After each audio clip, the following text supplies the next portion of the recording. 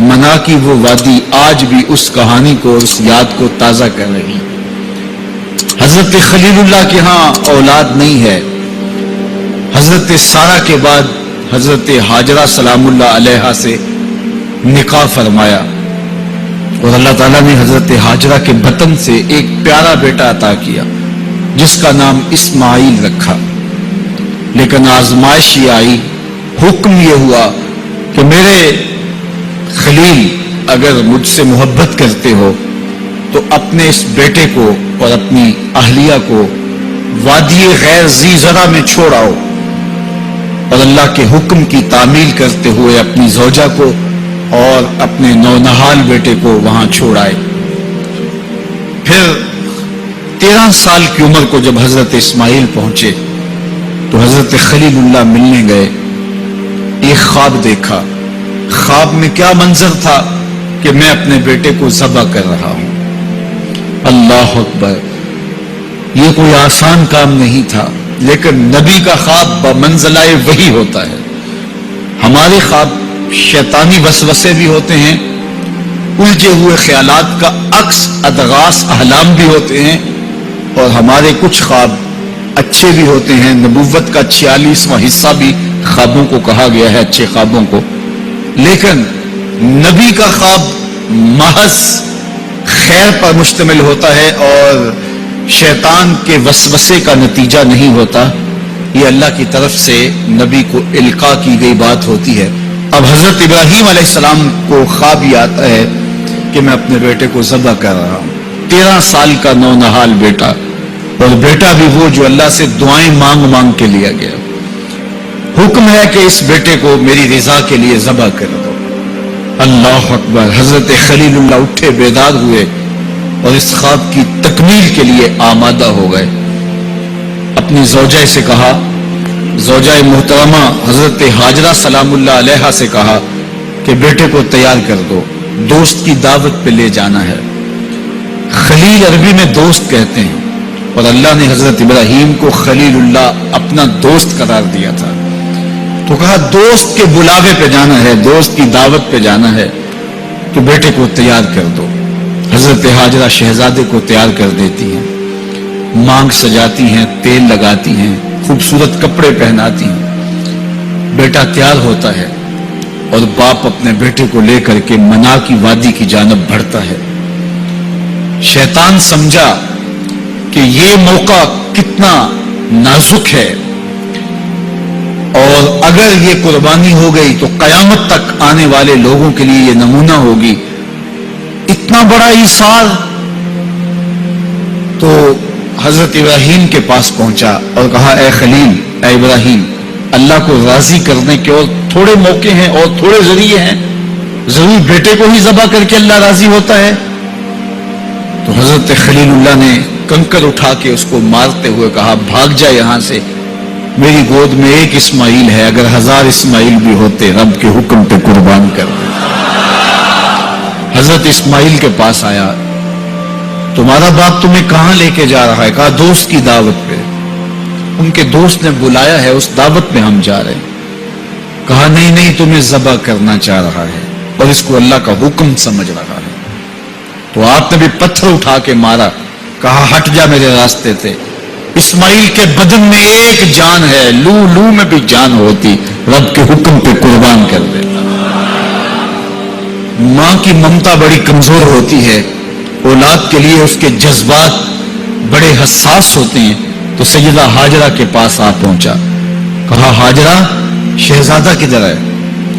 کہا کہ باپ بیٹے کو لے کر کے دوست کی دعوت پہ گیا ہے۔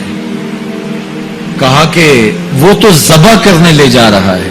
کہا کوئی سوچ کے بات کر، وہ بیٹے کو ذبح کرے گا جس کو اللہ سے مانگ مانگ کے لیا، بڑھاپے کا سہارا، عصائے پیری، راتوں کے رت جگے، سسکیاں، آہیں اور دعائیں اور التجائیں اور تمنائیں اللہ کے حضور کر کر کے رب سے مانگ مانگ کے بیٹا لیا، اور اس کو اپنے ہاتھوں سے ذبح کر دے گا؟ بیٹا تو نالائق بھی ہو تو کوئی باپ اسے ذبح نہیں کرتا۔ یہ بیٹا، اس کی آنکھوں میں تو نور اور چمک اور روشنی نبوت کی نظر آ رہی ہے، بھلا باپ کیسے ذبح کرے گا؟ تو کہا وہ اسے اللہ کا حکم سمجھ رہا ہے. کہا اچھا؟ کہا ہاں. تو حضرت ہاجرہ نے کہا ظالم تو کہیں شیطان تو نہیں ہے؟ میری گود میں آج ایک اسماعیل ہے، اگر رب کا حکم ہے تو 1000 اسماعیل بھی ہوتا تو قربان کر. ماں کی ممتا پہ قربان جائیے، بیٹے کی وفاداری پہ قربان جائیے، اور باپ کی اللہ کے حکم کی تعمیل اور ایثار کے جذبوں پہ قربان جائیے. جب وادی منا میں پہنچے تو حضرت اسماعیل علیہ السلام کو حضرت خلیل اللہ نے کہا یا بنیا، اے میرے بیٹے. کتنا دل آویز لہجہ ہے، کتنا پیار ٹپک رہا ہے. اے میرے بیٹے، میں نے خواب دیکھا ہے. خواب کیا دیکھا ہے؟ کہ میں یہ خواب دیکھ رہا ہوں کہ میں تجھے ذبح کر رہا ہوں. فانظر ماذا ترى، اب تو بتا تیری رائے کیا ہے. باپ بیٹے سے کہے کہ میں تمہیں ذبح کر رہا ہوں تو بیٹے کا انداز کیا ہوگا؟ آج تو باپ کسی بیٹے کو زیادہ محبت سے نواز دے تو دوسرے بیٹے شکایت کو نہ ہو جاتے ہیں کہ ہمارا باپ ظالم ہو گیا ہے. کسی وجہ سے کسی کو ترجیح دے دے، اپنے مال میں سے کسی کو کچھ زیادہ دے دے، اور وہ اس کا اختیاری مال ہو، لیکن اس کے باوجود بھی وہ اپنے چچاؤں کو، عزیزوں کو، رشتہ داروں کو کہتے ہیں جناب ہمارا باپ منصف نہیں رہا، ہمارا باپ زیادتی کر رہا ہے. یار یہاں باپ بیٹے کو کہہ رہا ہے کہ بیٹا میں تجھے ذبح کر رہا ہوں. بیٹے کے تیور نہیں بدلتے. یہ فیضان نظر تھا یا کہ مکتب کی کرامت تھی؟ سکھائے کس نے اسماعیل کو آداب فرزند؟ باپ نے کہا بیٹا میں تجھے ذبح کر رہا ہوں. بیٹے کا دل آویز جواب سنیے. بیٹا سر جھکا دیتا، امتثال امر تھا، حکم کی تعمیل تھی. بیٹا کہتا جی جیسے آپ کی مرضی، یہ بھی امتثال امر تھا. بیٹا خاموشی سے جھک جاتا، یہ بھی امتثال امر تھا. گردن رکھ دیتا، یہ امتثال امر تھا. بیٹا کہتا جی جیسے آپ چاہیں، امتثال امر تھا. لیکن بیٹے نے جو جواب دیا قیامت تک اس کو بھی سنہری حروف سے لکھا جائے گا. باپ نے کہا بیٹا میں تجھ کو ذبح کرنا چاہ رہا ہوں. جواب کیا آیا؟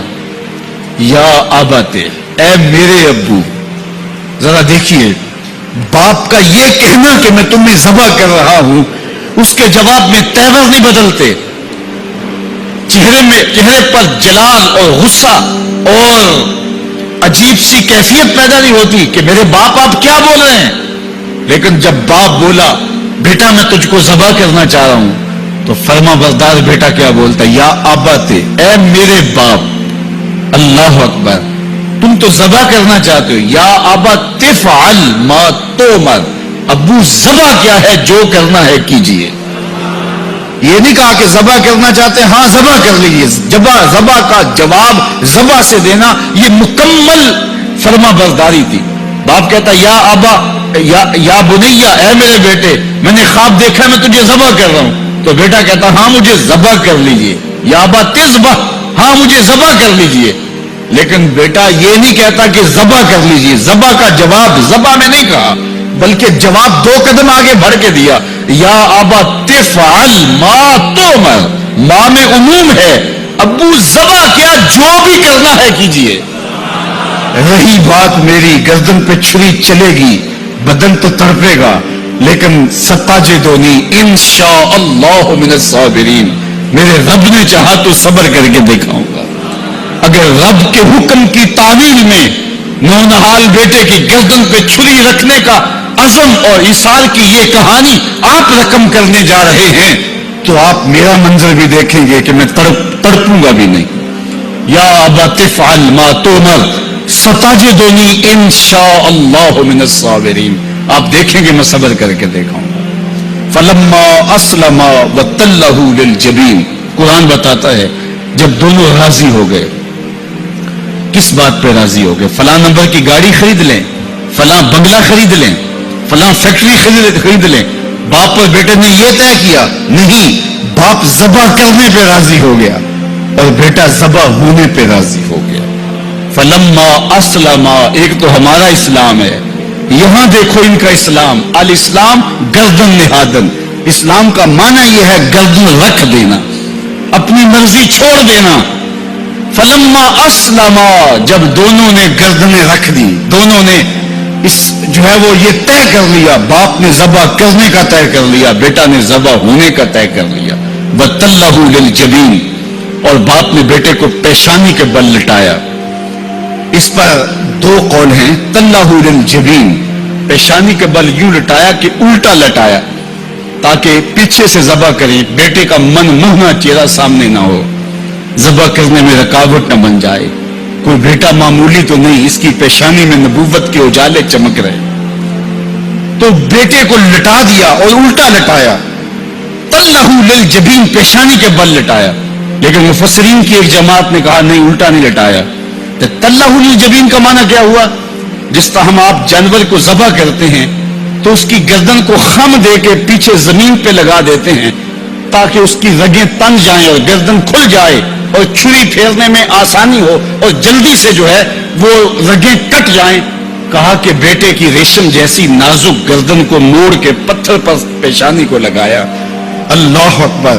بیٹے کو رسیوں سے باندھا ہوا تھا اور اپنی آنکھوں پہ پٹی باندھی ہوئی تھی، اور یہ بیٹے نے کہا تھا ابو مجھے رسیوں میں جکڑ لے، شدت کی درد ہوگی، کہیں تڑپ نہ جاؤں، اور ایسا نہ ہو کہ رب کے حکم کی تعمیل میں آپ کو تاخیر نہ ہو. تو باپ نے اپنے ہاتھوں سے اپنے بیٹے کو جکڑا تھا، لیکن جو ہی چھری پکڑ کے باپ بیٹے کو ذبح کرنے لگا، بیٹے نے آواز دی ابا جان رک جائیے. کیوں بیٹا، پروگرام تبدیل ہو گیا؟ کہا نہیں، یہ میری رسیاں اتار دیجیے. بیٹا کیوں اتاروں، خود تو کہا تھا مجھے رسیوں سے جکڑ لو. ابا جان میری رسیاں اتار دیجیے. کہیں کل کا مورخ یہ نہ لکھے باپ ذبح کرنا چاہتا تھا، بیٹا ہونا نہیں چاہتا تھا. باپ نے باندھ کے کیا، کھول دیجیے رسیاں، نہیں تڑپوں گا. اللہ اکبر. رسیاں کھول دی جاتی ہیں. کائنات نے ایسا منظر کبھی دیکھا نہیں تھا، چشم فلک نے ایسا نظارہ کبھی کیا نہیں تھا. منا کی وادی ہے، فولاد جیسے پگھلے ہوئے پہاڑ ہیں، آسمان سے فرشتے بھی جھک جھک کے حورے غلمان اور رضوان جنت بھی دیکھ رہے ہیں. مالک قیامت آنے والی ہے. کہا فرشتوں تم نے کہا تھا انسان کو خلیفہ بنایا جا رہا ہے، یہ تو لڑائی کریں گے، سجدے تو ہم کریں گے، ذرا میرے بندے کی اس انوکھی ادا کو بھی تو دیکھو. لاؤ سارے سجدے، اپنے قیام لاؤ، اپنے رکوع اور اپنے سجود لاؤ، اور میرے بندے کے اس جذبہ ایثار کے مقابلے میں رکھو. اللہ اکبر. حضرت خلیل اپنے نونہال بیٹے کو فلما اسلما وتلہ للجبین، قرآن نے منظر نگاری کی ہے کہ جب باپ بیٹا راضی ہو گئے، باپ ذبح کرنے پہ راضی ہو گیا، راضی ہو گیا. منا کی وادی ہے، کوئی تیسرا شخص نہیں ہے، پگھلے ہوئے پہاڑ ہیں، آسمان کا منظر ہے، ہاتھوں میں چھری پکڑی ہے، زمین تھرانے لگی، عرش کانپنے لگا، وادی پہ راشا تاری ہے. سورج سے یہ منظر نہیں دیکھا جا رہا، کارکنان قضاء و قدر کی چیخیں نکل رہی ہیں، مالک یہ کیا ہونے جا رہا ہے. کہا ذرا میرے بندے کی ادا تو دیکھو. پھر ہاتھوں میں چھری پکڑ کے آنکھوں پہ پٹی بندھی ہے اور نونہال لیٹا ہے، اور پیشانی موڑ کر کے، گردن موڑ کر کے پیشانی زمین پہ لگائی، اور تنی ہوئی رگوں پر حضرت خلیل اللہ نے جب چھری پکڑ کے چھری کو پوری ہمت کے ساتھ بیٹے کو ذبح کرنے کے لیے جنبش دی. چھری تو جنبش کرتی ہے لیکن ایک بال بھی نہیں کٹتا. چھری کو زمین پہ مارا، زمین میں دھنس جاتی ہے. لما تقطعی یا سکین، چھری کاٹتی کیوں نہیں، تیرا کام تو کاٹنا تھا. آواز آئی الخلیل یامرنی والجلیل ینہانی. خلیل کاٹنے کا کہتا ہے، رب جلیل کہتا ہے خبردار ایک بال بھی کاٹا تھا. کہا چھری تیرا کام تو کاٹنا تھا. حضرت آگ کا کام بھی تو جلانا تھا. جس نے آگ کو جلانے سے روکا تھا آج اسی کا حکم میرے نام بھی ہے کہ ایک بال بھی نہیں کاٹنا. اس سے راستہ اختیار کیا جا سکتا تھا نکلنے کا. میں نے تو چھری چلائی، اب کیا کروں، چھری نے کام نہیں کیا. شکر ہوا بیٹا بچ گیا، لیکن نہیں. خلیل سمجھے شاید کوئی دل میں نرمی پیدا ہوئی تو رب نے چھری کو روک دیا. چھری کو پھر پتھر پہ رگڑا، تیز کیا، اور چھری کی نوک کو نازک گلے پہ رکھ کے پورا وزن ڈال دیا. گلا کٹ گیا، خون بہنے لگا. حضرت خلیل خوش ہو گئے. کتنا مشکل کام تھا بیٹے کو ذبح کرنا، میں کر دیا. جلدی سے آنکھوں سے پٹی کھولی تو کہا، دیکھا کیا کہ منظر بدلا ہوا تھا. بیٹا سمجھ کے جس سے ذبح کیا تھا وہ بیٹا نہیں تھا، وہ دمبا تھا. حضرت اسماعیل پاس کھڑے مسکرا رہے تھے، بے ساختہ زبان سے نکلا اللہ اکبر، تو حضرت اسماعیل بولے لا الہ الا اللہ واللہ اکبر، پاس کھڑے جبریل جو دمبا لے کے آئے تھے بولے اللہ اکبر وللہ الحمد، ادھر سے آواز آئی وَنَادَيْنَاهُ أَن يَا إِبْرَاهِيمُ قَدْ صَدَّقْتَ الرُّؤْيَا إِنَّا كَذَلِكَ نَجْزِي الْمُحْسِنِينَ، ادھر سے آواز آئی جس سے پہاڑ کی وادی گونجنے لگی، اے ابراہیم تو نے واقعی خواب پورا کر دکھایا۔ وَنَادَيْنَاهُ، سب مترجمین نے اس کا ترجمہ یہ کیا ہے، واو حالیہ ہے، یہ طلباء جانتے ہیں، اس حال میں ہم نے ندا دی۔ حال کیا تھا کہ دمبا ذبح پڑا ہوا تھا، حضرت اسماعیل مسکرا رہے تھے، جبریل پاس کھڑے تھے، جبریل کا پاس کھڑا ہونا اس بات کی دلیل تھی کہ یہ دمبا وہ لے کے آئے ہیں، اور ان کا مسکرانا یہ ساری کہانی بتا رہا تھا۔ تو حضرت ابراہیم علیہ السلام نے جب یہ منظر دیکھا یقین تو ہو گیا کہ یہ رب کی طرف سے انتظام ہے، جبریل لے کے دمبا کھڑے ہیں، تو یہ یقین تو تھا، لیکن مزید تیقن پیدا کرنے کے لیے اللہ کی وحی اترنے لگی اور حضرت خلیل کا دل باغ باغ ہو گیا۔ وَنَادَيْنَاهُ، اس حال میں جب دمبا ذبح پڑا تھا، اسماعیل خوش کن مسکرا رہے تھے، خوبصورت ہنسی ہنس رہے تھے، مسکرا رہے تھے، اور حضرت جبریل بھی مسکرا رہے تھے، تو اس حال میں ہم نے ندا دی، ابراہیم تو نے واقعی خواب پورا کر دکھایا۔ سب نے یہ ترجمہ کیا اس حال میں ہم نے ندا دی، کیونکہ واو حالیہ ہے، لیکن ٹھنڈ نہیں پڑتی تھی، ٹھنڈ تب پڑی جب کنز الایمان کھولا، تو میرے امام نے اس کا جو ترجمہ کیا آپس کر اٹھیں گے، سب نے کہا اس حال میں ہم ندا دی کہ اے ابراہیم تو نے واقعی خواب پورا کر دکھایا۔